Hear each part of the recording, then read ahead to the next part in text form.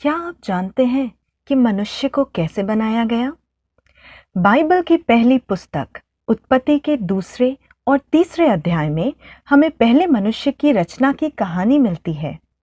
तो आइए सुनते हैं अदन की वाटिका में आदम और हवा की कहानी, जिन्हें हम आदम और ईव के नाम से भी जानते हैं।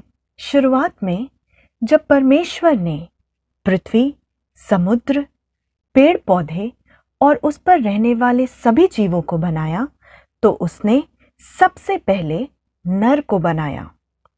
परमेश्वर ने उसे अपनी छवि में मिट्टी से बनाया और उसमें प्राण फूंक दिए और उसका नाम आदम रखा।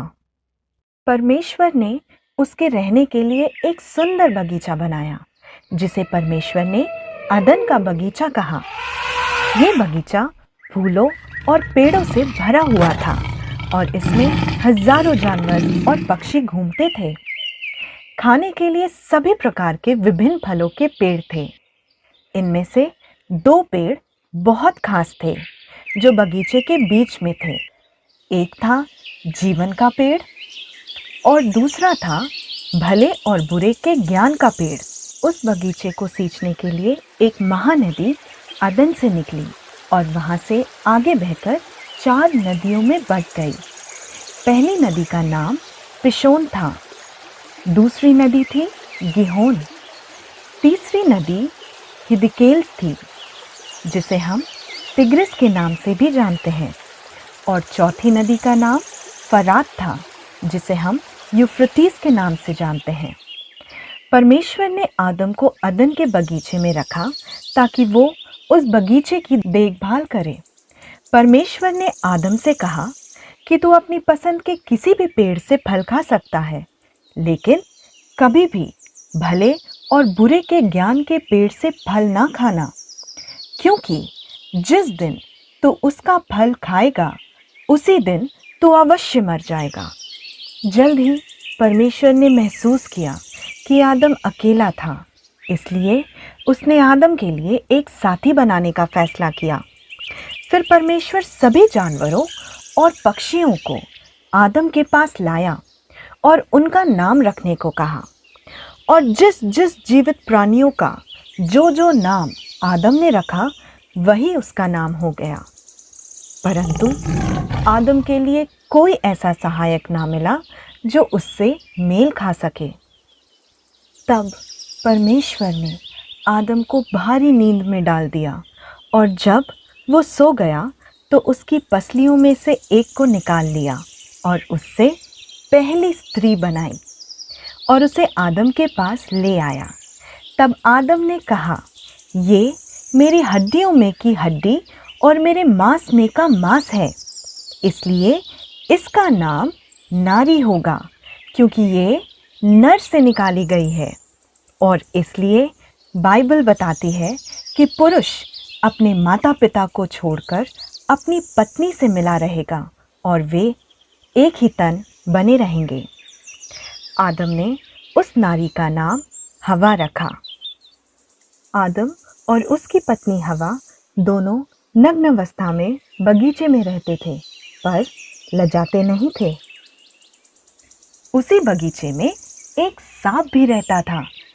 एक दिन हवा बगीचे में अकेली जा रही थी, जब उस सांप ने एक पेड़ से फुसफुसाकर हवा से पूछा, क्या ये सच है कि परमेश्वर ने तुमसे कहा कि इस बगीचे के किसी पेड़ का फल ना खाना? हवा ने सांप को उत्तर दिया, इस बगीचे के फलों को हम खा सकते हैं, पर जो पेड़ बगीचे के बीच में है, अगर हम उस पेड़ का फल खाते हैं या उसे छूते हैं तो हम मर जाएंगे। सांप ने फुसफुसाते हुए कहा, तुम नहीं मरोगे, क्योंकि परमेश्वर नहीं चाहता कि तुम भले और बुरे के ज्ञान के पेड़ से फल खाओ, क्योंकि अगर तुम ऐसा करोगे तो तुम भले और बुरे का ज्ञान पाकर परमेश्वर के तुल्य हो जाओगे।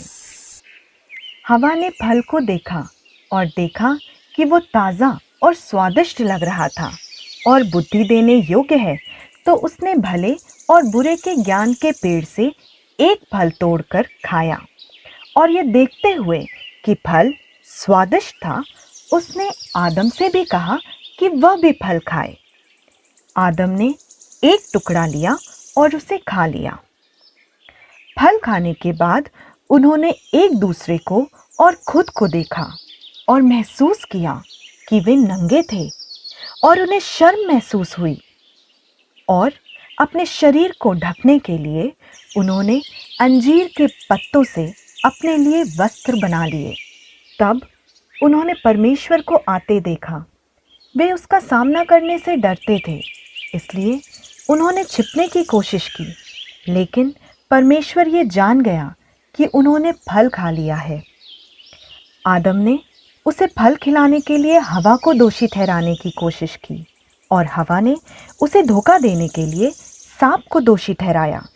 तब परमेश्वर ने सांप को दंड दिया और कहा, तूने जो किया है इसलिए तू अधिक शापित है, और अब से तू पेट के बल चलेगा और मिट्टी चाटता रहेगा, और मनुष्य तुझे कुचलेगा। और यहोवा परमेश्वर ने आदम से कहा कि तुझे फसल उगाने और भोजन बनाने के लिए कड़ी मेहनत करनी होगी, और अंत में तू मिट्टी में मिल जाएगा, क्योंकि तू उसी में से निकाला गया है।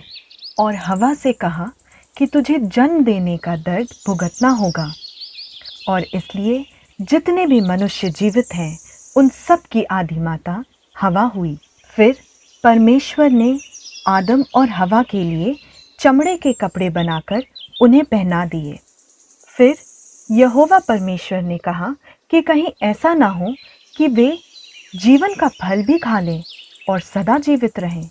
इसलिए परमेश्वर ने आदम और हवा को अदन के बगीचे से निकाल दिया, और जीवन के पेड़ के पास अभिभावक स्वर्गदूतों को और चारों ओर घूमने वाली ज्वालामय तलवार को भी नियुक्त कर दिया। और इस प्रकार मनुष्य जिसे परमेश्वर ने रचा उसी भूमि पर भेजा गया जिसमें से वो बनाया गया था। यह एक बहुत ही अद्भुत कहानी है।